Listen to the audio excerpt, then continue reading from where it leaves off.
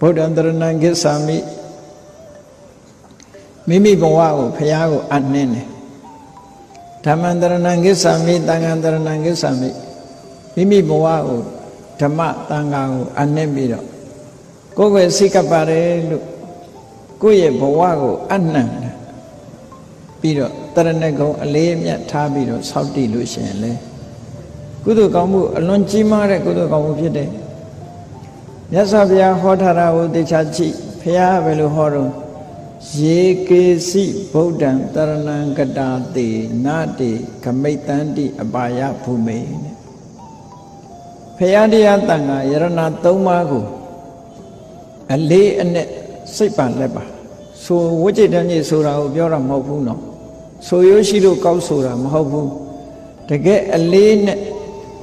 ဘုရားကုံကိုအာယုံပြုပြီးတော့ငါဘဝဘုရားကိုအနှံပါတယ်ဘုရားဆုံးမတိုင်လိုက်နာပါမယ်တရားကိုကျင့်သုံးပါမယ်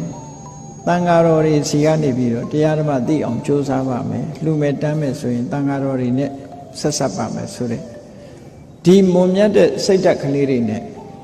ဘုရားတရားတန်ခါယရဏသုံးပါးကိုကိုယ်ွယ်စိတ်ကချင်းလို့ဆိုတဲ့တရဏဂုံမွန်မြတ်တဲ့တရဏဂုံလောကမှာအမှန်တရားကိုသိတဲ့မြတ်စွာဘုရားတရားဓမ္မတန်တရားဝတ်ကနေထုတ်ဆောင်နိုင်တဲ့စွမ်းရည်ရှိတဲ့တရားနည်းနည်းလေးလူတောင်အများကြီးအကျိုးပြုနိုင်တဲ့တန်ခါဆိုပြီးတော့တမ္မာတမ္ဗုဒ္ဓဝတ္တသောဘဂဝါမြတ်စွာဘုရားဆိုတာကိုယ်ပိုင်ဉာဏ်နဲ့သိတာအသိဉာဏ်ကြီးမားဆုံးပုဂ္ဂိုလ်ဖြစ်တယ်ဒါကြောင့်ကိုယ်ဝယ်ပါတယ်တရားဆိုတာသွားခါတမြတ်စွာဘုရားသခင်ကိုရောမြတ်ကို